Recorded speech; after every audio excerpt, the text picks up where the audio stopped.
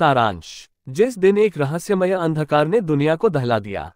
ये सिद्धांत दिया गया था कि पृथ्वी के चुंबकीय क्षेत्र को बदल दिया गया था, इसके अनुरूप डेटा भी बदल गया। पिछले शैक्षणिक ज्ञान को पलट दिया गया था और कई चीजों को फिर से तलाशना पड़ा था। जिस विज्ञान से मानवता परिचित थी वह बाधित हो गया था, जिसमें मानव का जीन भी शामिल था। परिवर्तन द्वारा लाई गई सबसे बड़ी आपदाओं में से एक ये था कि 80% मानवता लाश में बदल गई। वर्षों के संघर्ष के बाद कुछ भाग्यशाली बचे लोग विकसित होंगे और अपने अंदर एक शक्ति जागृत करेंगे। चूहान कभी भी भाग्यशाली नहीं थे। पहली लहर के खिलाफ रहते हुए मनुष्य केवल मजबूत नहीं हो रहे थे।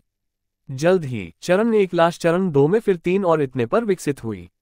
रहस्यमय मंदी के 10 साल बाद आदमी की दुनिया लाश की थी। मानवता गूढ़ विज्ञान के अंत के करीब थी। एक दिन दुनिया के अंत से 10 साल पहले चूहान चेतना वापस आ गई। वह मिनक्यू विश्वविद्यालय में एक छात्रावास में एक जोर से शोर से जागृत हुआ था।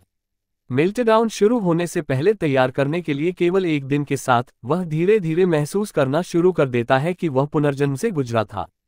नारकीय भविष्य में कभी नहीं दिखने के बावजूद अब उसके अंदर एक शक्ति जाग रही थी। ये खुद को मेल्टडाउन सिस्टम कहता है। कठोर प्रशिक्षण के वर्षों के माध्यम से प्राप्त राक्षसी ताकत होने के बावजूद ये प्रणाली प्रतिभाओं के लिए व्यापार को मारने का दावा करती है। यह एक ढहने वाली दुनिया की कहानी है, एक मेल्टडाउन सिस्टम है और चूहान मंच पर है क्योंकि वह उन लोगों को बचाने के लिए यात्रा करता है जिन्हें वह पहले नहीं बचा सकता था।